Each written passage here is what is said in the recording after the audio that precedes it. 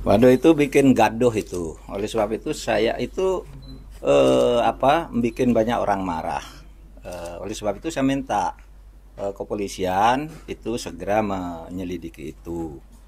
Dan kalau bisa segera ditutup akunnya karena kabarnya belum ditutup sampai sekarang.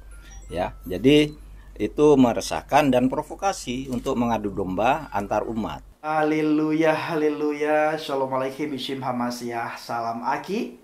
Aku kabarkan Injil keselamatan.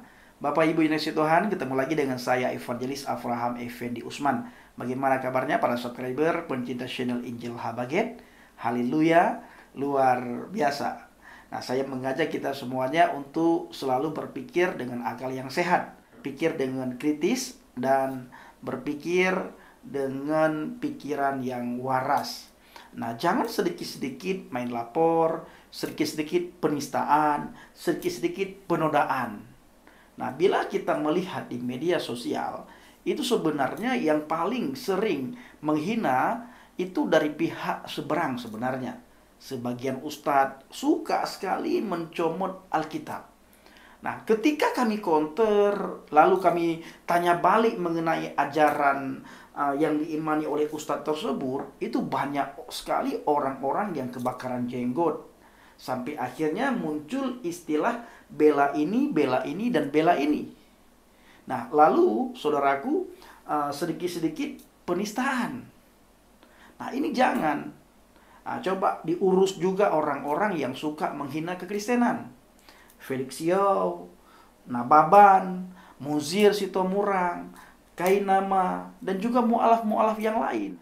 Itu banyak sekali di antara mereka yang suka menistakan Alkitab. Saya sering sekali menganjurkan kepada organisasi-organisasi terkait untuk memperhatikan penceramah-penceramah yang ada di dalam Islam tersebut. Nah, siapa misalnya penceramah yang suka menghina agama lain? Nah, ini juga termasuk pemecah belah umat. Jangan suka meneriaki, tetapi tidak pernah mau memperhatikan orang-orang yang ada di dalam kelompok itu. Nah, maka sering sekali kami katakan para apologet di media sosial bahwa jangan suka bertanya kalau tidak mau ditanya. Jangan suka mencubit kalau tidak mau dicubit. Jangan suka menghina orang lain, menghina kitab orang lain, menghina agama orang lain, menghina Tuhan. Nah, nanti ketika dikonter lalu ditanyakan hal tersebut kepada kalian, muncul orang-orang di sekitar kalian itu mengatakan penistaan. Penistaan ini sambil teriak nama Tuhan. Mengenai kasus Abi Saifuddin, itu bukan saja Majelis Ulama Indonesia yang berbicara, termasuk NU ya, termasuk Muhammadiyah, dan juga ternyata termasuk Menteri Polhukam angkat bicara mengenai pernyataan Abi Saifuddin. Kalau kita berpikir Pak Saifuddin itu hanya meminta ya, mengusulkan istilahnya. Diterima, tidak diterima, itu kan terserah yang bersangkutan. Beliau tujukan kepada Menteri Agama. Nah, kalau tidak diterimanya di mana sebenarnya? Misalnya, ini tidak boleh ini. Ini bukan haknya kamu. Kan seharusnya begitu. Tidak sedikit-sedikit penistaan. Tidak sedikit-sedikit penghinaan. Tidak sedikit-sedikit penodaan. Lalu, tidak juga sedikit-sedikit main lapor. Main lapor ini sering sekali terjadi. Tetapi tidak pernah dipikirkan bagaimana ketika oknum-oknum di dalam agama Islam itu mereka menghina kekristenan. Itu tidak pernah dipikirkan oleh orang-orang tertentu. Tetapi sangat mudah menyebar berita ketika ada orang dari agama lain, katakanlah Kristen, yang menyinggung sedikit tentang Islam, itu menyebar seperti virus yang sangat hebat, seperti virus corona. Cepat sekali menyebar. Cepat sekali menyebar. Tetapi bagaimana mereka mengolok-olok, menghina, mencaci maki kekristenan, Alkitab, itu tidak pernah mereka pikirkan. Makanya saya sering katakan Bapak Ibu begini, Kalau ingin melihat selumbar di mata orang lain, datang dulu ke cermin. Perhatikan, apakah di dalam mata kita itu ada balok, ada sekam, ada debu, atau yang lain-lain. Kalau ada, pindah dulu. Kita bersihkan dulu, bersihkan sampai tidak ada noda sedikit pun. Baru setelah itu melihat apakah selumbar itu masih ada di mata orang lain. Kalau ada, pindah pelan-pelan sebagaimana kita memindah balok ataupun memindah selumbar, memindah debu di dalam mata kita sendiri. Nah, sebelumnya Bapak Ibu, mari kita melihat bagaimana Menko Polhukam menanggapi pernyataan daripada Bapak Saifuddin Ibrahim. Waduh, itu bikin gaduh itu. Oleh sebab itu saya itu bikin banyak orang marah. Oleh sebab itu saya minta kepolisian itu segera menyelidiki itu, dan kalau bisa segera ditutup akunnya, karena kabarnya belum ditutup sampai sekarang ya. Jadi itu meresahkan dan provokasi untuk mengadu domba antar umat. Saya ingatkan Undang-Undang Nomor 5 Tahun 69 yang diperbarui dari Undang-Undang PNPS Nomor 1 Tahun 65 yang dibuat oleh Bung Karno tentang penodaan agama. Itu mengancam hukuman tidak main-main, lebih dari 5 tahun hukumannya, yaitu barang siapa yang membuat penafsiran atau memprovokasi dengan penafsiran suatu agama yang keluar dari penafsiran pokoknya. Ajaran pokok di dalam Islam itu, Al-Quran itu ayatnya 6.666. Tidak boleh dikurangi berapa yang disuruh cabut, 3.000 atau 300 gitu. 300 misalnya. Itu berarti penistaan terhadap Islam. Apalagi mengatakan, konon dia juga mengatakan bahwa Nabi Muhammad tuh bermimpi itu bertemu Allah gitu, dan sebagainya. Itu menyimpang dari ajaran pokok.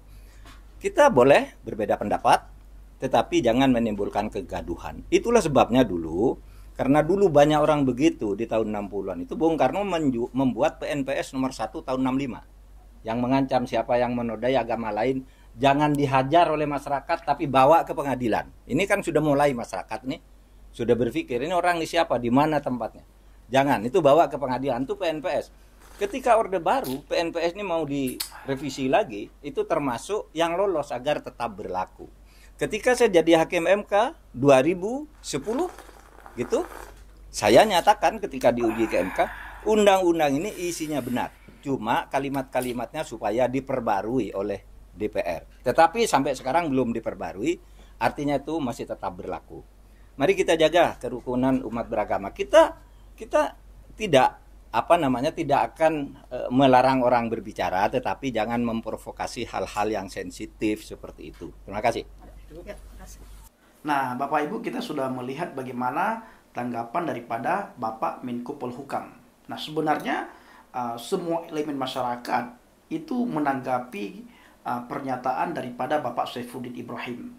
Bukan saja Majelis Ulama Indonesia, bukan saja NU, Muhammadiyah, Menko Polhukam, bahkan tadi sore MUI, Majelis Ulama Indonesia, meminta kepada semua masyarakat Muslim untuk melaporkan apa yang disampaikan oleh Pak Saifuddin Ibrahim. Artinya pernyataan, statement-statement yang disampaikan oleh Pak Saifuddin Ibrahim untuk dilaporkan, khususnya mengenai minta di skip ya, atau penghapusan ini yang dikatakan oleh Bapak Saifuddin Ibrahim. Nah, sebenarnya kalau dilihat dengan teliti, didengar dengan seksama, diperhatikan, lalu direnungkan, Pak Saifuddin hanya mengusulkan. Masalah diterima tidak diterima itu urusan dari pihak terkait. Di sini adalah Menteri Agama.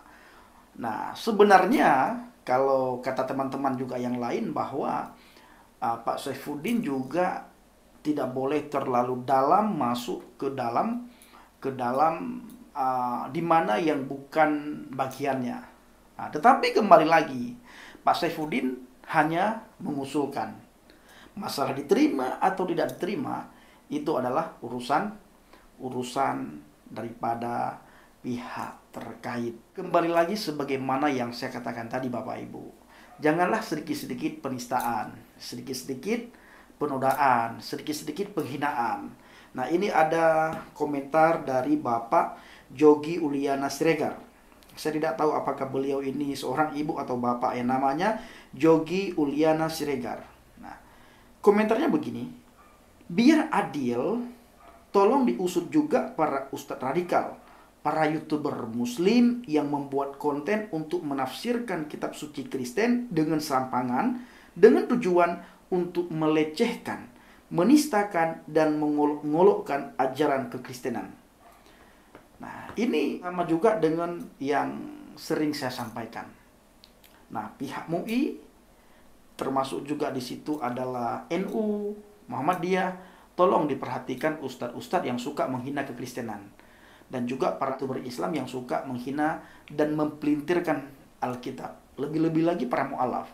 Felix Xiao, Muzir Sitomorang, Nababan, Kainama, dan banyak mu'alaf-mu'alaf yang lain yang setiap malam mereka di media sosial itu mengutak-ngatik Alkitab. Apakah bapak-bapak tidak memperhatikan mereka yang sangat gampang menghina kekristenan? Atau bapak-bapak memang sengaja untuk tidak memperhatikan mereka? Nah, kalau memang bapak-bapak sengaja, berarti di sini ada pembiaran. Di satu, yang satunya minta supaya aparat penegak hukum tegas, yang satu lagi sepertinya dibiarkan. Nah, biarlah publik yang menilai. Kiranya video ini menjadi wawasan bagi kita semuanya. Shalom alaikum bishim hamasyah. Bapak Yahweh, bishim Adonai Yesus Hamasiah Warwah Kudus memberkati kita semua. Haleluya. Amin. Saya ngopi dulu. Ini kopi Aceh Bapak Ibu. Kopi Gayo. Enak banget. Mangat hat nyom. Nyokur orang Aceh kopinya mangat hat. Sip berat mangat kopi.